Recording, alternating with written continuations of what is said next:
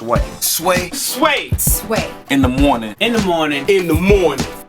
Shay goes by. Wake your punk ass up. That crust out, y'all. I'm not particularly concerned with whether or not you like me. Because I live to like you, and I can't like you anymore. Legendary. Classic, ladies and gentlemen. Sure, he's done a lot, Heather B.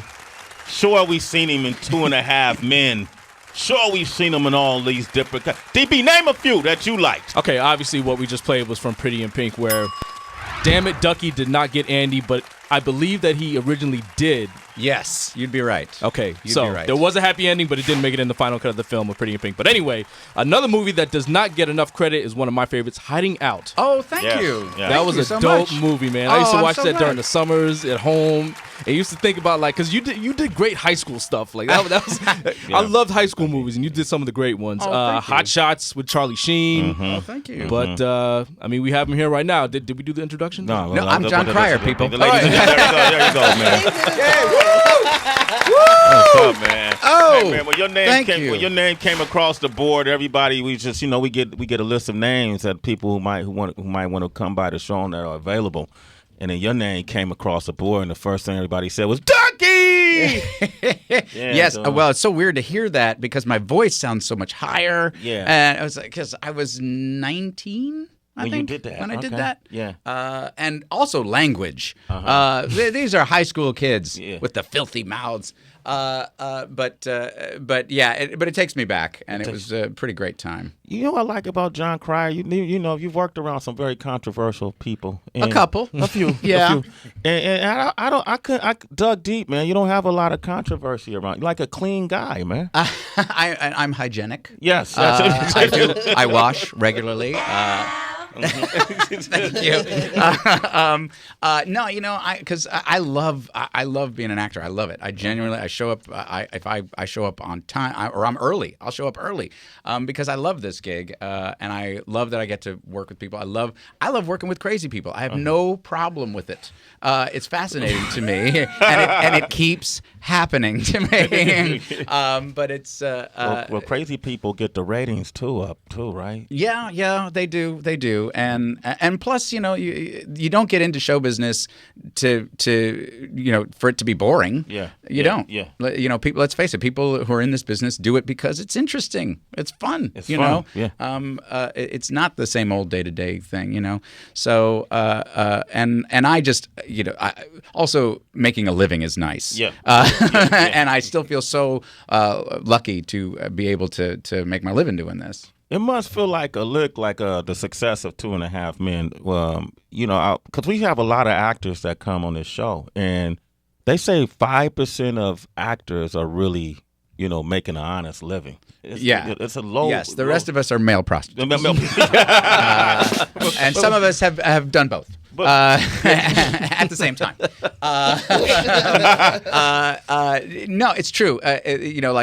SAG, the union for actors, has the tiniest actual working percentage of any union in the United States. Crazy. And it's crazy. It's it's the nature of the business, and also once you get into the union, you stay in the union for your whole life, even if you only work like twice for money. But most people would do this for free.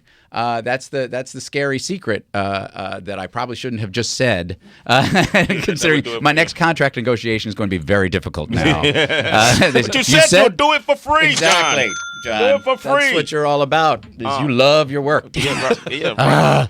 But you do. I mean, I'm looking at this new project that's tomorrow. It's one night only at Feinstein's 54 Below here in New York City. The address is 254 West 54th Street. Right? Yeah. Okay. Yeah, it's Studio 54. Shelter in concert. Yes. Okay, Well, I'll give you a little bit of background. I will break Okay, that down for you. okay. Okay. First of all, there are no geeks like musical theater geeks. Okay, so they put on. There's a thing called the second act shows that they put on at 54 Below, where they find Broadway musicals and off-Broadway shows that are beloved, but only lasted a few weeks, because that's the nature of the business. You do a show, you put it on there, you put your heart and soul into it, and then it dies. That's what you get used to, and so but there's a lot of great stuff in there. And my mother is a playwright. My mom is her name's Jon Cryer, and she wrote a lot of stuff that was very successful off Broadway. I showed a show called I'm Getting My Act Together and Taking on the Road, and a bunch of things. And but the only show that she ever wrote that made it to Broadway was this show called Shelter. And it got fantastic reviews, and she thought she had it made in the shade, and it closed in a month because it's a very tough business out there.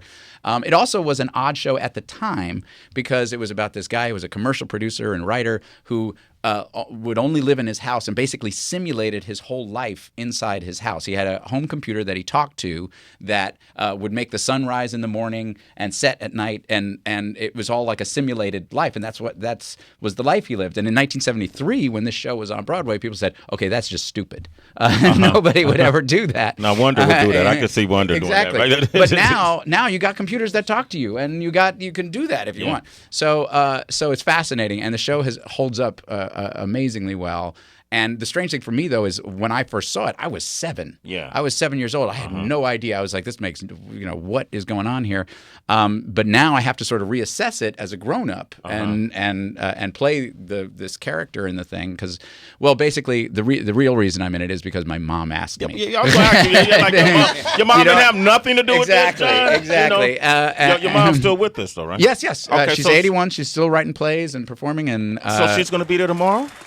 She will be there tomorrow, and I'm going to be a nervous wreck because I'm doing my mom's show in front of my mother. Wow. Yeah. So does she actually critique you on your rehearsal at all? No. Well, she has a great. It's all good with her. So her critiques are incredibly gentle. Okay. And she's just trying to. She's never laying down the law and being just outright cruel. Like she doesn't say, "John, you suck." Yeah, I haven't gotten that yet. Okay. Right. But it is tough because I have sucked, and knowing that she won't tell me, it's like is that undercutting our relationship? Because I know she's going to be nice. But yeah, it's tough. Also, it's a musical, and I'm not known for my singing. I enjoy it. I love singing, and I'm pretty good at it. We'll find out tomorrow night exactly how good I am at it. We can find out right now. Right man. now. Do something a cappella? No. I think I'm gonna leave that for the audience tonight. You sure? Yes, I think the audience is gonna want to pay for that for the honor of being of enjoying that. Man, it's just fun having this dude sit next to me right now. Oh, I'm just gawking at you right now, John. We're gonna open up the phone lines too. If you want to talk with Jon Cryer, 888-742-3345. Not a single bone in the penis. That was one of those classic scenes from 2.5 Men. Jon Cryer is here, one of the best straight men in all of Hollywood. Yes, I'm heterosexual. It's true. Heterosexual. People thought you've been gay for a long time, though, right? I know, it's true. What's that about? It's true. Well, it's partially because I was an effeminate heterosexual dork growing up. Okay. Ducky was a little bit of an effeminate guy. Yeah. And Alan on the show actually there was episodes where he was like, you know what, I think I might be gay. Yeah. So that's why. That's why people, so even on the streets, like, people expect you to be at the Pride Parade and that sort of thing. Yeah, and I will go to the Pride Parade. It's fun. Let's face it, it's freaking fun. But I don't happen to be gay. Okay. But Let's clear that up right now. Exactly. For me, it's fun to sort of work on the crease there because everybody's a little uncomfortable with it. Yeah. And the fact is, there's a lot of us. I mean, especially those of us involved in musical theater. Some few gay guys. Exactly, there's a few. It's okay. But it's been a community that has been incredibly welcoming to me, and they got it. Very first show I ever did was Torch Song Trilogy, and even though I was the only straight guy in the cast, they got that I was this, I was in the same tribe. Same tribe. So did you audition for a Will and Grace? Did you audition for gay character roles? I have, and I've played gay character roles, and it's so funny because there was a time when that was a big deal, and now nobody cares. Yeah. And when in the episode on 2.5 Men where Alan thought, you know what, I might be gay, and he made out with a guy. I don't know if you recall that. Yes. Yes. That was considered shocking at the time. And now it's just not that big a deal. deal. What does that guy mouth taste like? He was very nice. He had some gum before. Okay. He was a lovely guy, and it's the same. It's the As same. if they've had gum, it's the same. It's the same. So I'm just You might putting be it out gay, there. dude. You might be gay. It wouldn't be the if joking. I am not tasteful enough to be gay. Okay. Nice choice of words. Sometimes, no, John. I like Sway doesn't make good gay. I tell him all the time. It's like gay guys don't hit on you because you're not good gay. Like you have to be good gay. Good gay. Y'all are regular. Like people just be. No, All right, DB, go ahead. Yeah, I was deciding for years whether or not to be insulted that gay guys never came on to me because people decided I was effeminate and people thought I was gay, but then they never came on to me. It was like, come on, fellas. Yeah. I never What's got up? bothered by that. Okay, okay. But you might be a little closer to gay than me. Okay, All right, but you was like, I don't know, Jon Cryer's here. I got two questions. So for whether you're a fan of Broadway or a musical, a lot of people, especially people who are listening to the show now who want to be actors, some might not see the benefit of doing live performing in front of an audience and things like that. They just want to do the movies and do the TV series. But what would you say is a way of doing Broadway and musicals that it helps aid you in doing film and TV? Oh, I'll tell you, doing film and TV is so much harder when you don't have a connection to an audience. That was a great thing about 2.5 Men was we did an audience show every Friday. Oh, okay. We are always in front of people, and that I think it's a muscle that you forget. If you as an actor, it's about communicating. It's about if I'm acting by myself. Who cares? Honestly, it's you make a movie so that people see it and people enjoy it. I mean, when Pretty in Pink came out, I went to the theaters and I went and watched it, and I have to say I enjoyed it a lot. Yeah, I'm just going to say that. But yeah, you doing this. When you're, I admire actors who only do single camera stuff without an audience, and God bless them. But that could not be me. I could not. I need to be out there and do that. I mean, I could never do stand up though. Like stand up scares the crud out of me. Yeah. I don't know. He does stand up. Yeah. Actually, I don't. That takes an amount of courage that I don't possess. Right. And I really admire people who do that. What's your second question? I'm gonna say, I wanted to go back to 2.5 Men, but let's go back to how you admire me. Okay. Make sure we got that on film. With 2.5 Men, I always wondered, because you started with Charlie and Hot Shots, and then you got did 2.5 Men. Was your relationship continuing through that time period gap, and did it continue afterward, or was it kind of like, we did this movie, we're cool, and then we did 2.5 Men, and then it kind of faltered off again, or? Yeah, it was that second one. You have work friends, who you don't really socialize with, and that's what Charlie was. And I liked him. I liked working with him. He was on Hot Shots. It was remarkable. It was during the heyday, of his. He'd pull up, a half hour late in a convertible with a porn star in the back, and that was him, and that was great. And he would nail his marks and nail his lines first take. When did he study? He was with a porn star all night. Yeah. When did he learn the lines? I don't know how. He did. It was like a superpower. Right. God bless him. And we did the movie and had a great time. And years later, and he, even when he partied, he got the job done. But when we were doing the show together, and it was interesting because in between the movie and the show, he did Spin City. I don't know if you recall that. And that was a big deal because he was replacing Michael J. Fox, who was an American institution, and it was a big deal for him because everybody had said he'd partied too much and was couldn't be trusted because of how much he partied. And he came in and he was great. And I spoke out in his defense at the time, saying he gets the job done. He really does.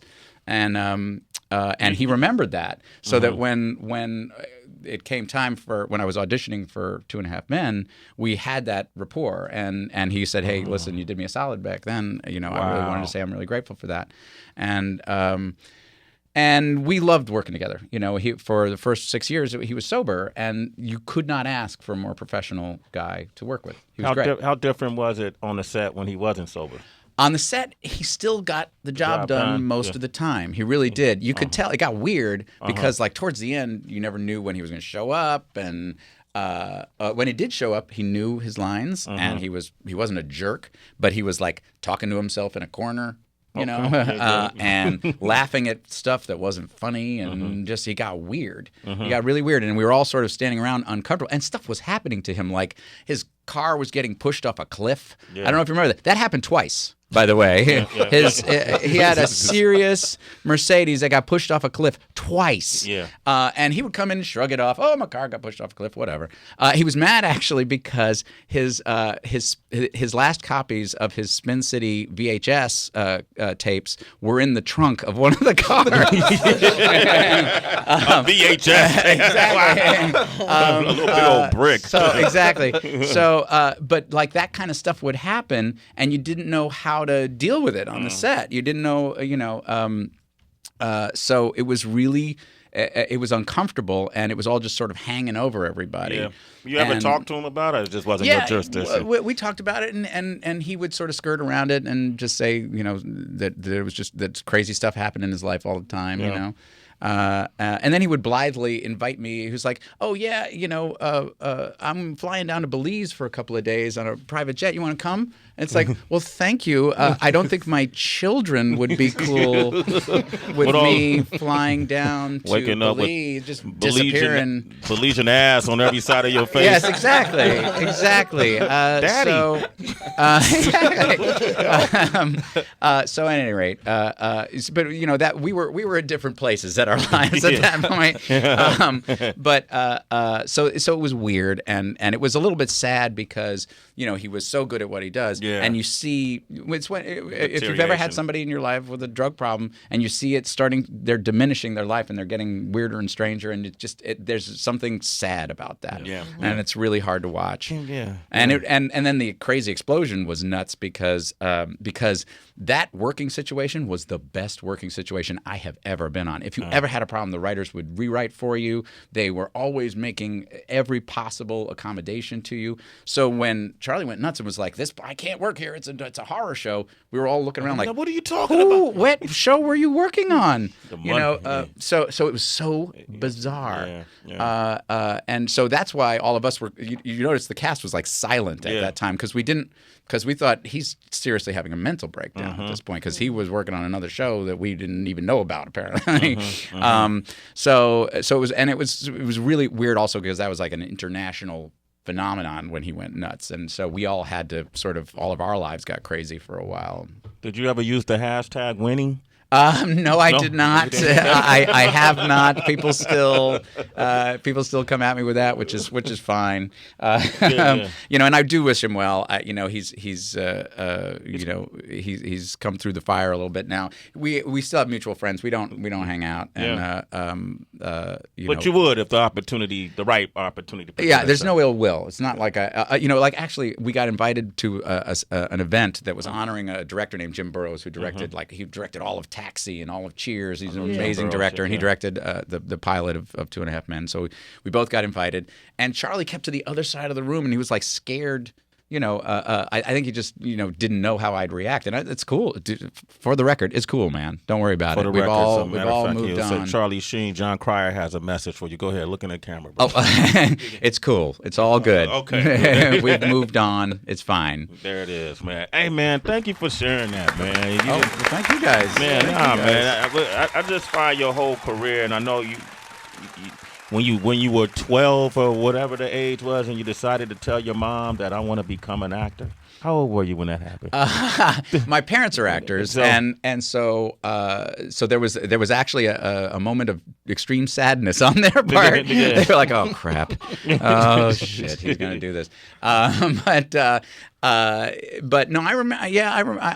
It was around 12. It was around 12. I wanted to go to a theater camp in upstate New York, and that's the first sign, folks. If your kids ask for that, they're going down the wrong path. That's it, right there. Right? Stop them. Stop them. Yes, exactly. But it turned out well for you. It turned out great for me. Man. It's a great life. No crying on Jon Cryer, man. No. All right. Well, Shelter. Make sure you watch. Go if you could get tickets. You want ticket information? I could give you a phone number. Thank you, Sway. 646-476-3551. 646-476-3551. Shelter in concert Tuesday night. Feinstein's 54 Below. See Jon Cryer along with other fantastic actors. Thank you for coming by, man. Thank you, Sway. Such a pleasure. My pleasure's mine, man. Big fan, brother. Up next, Alan Hughes. It's Sway in the morning, only on Shea 45.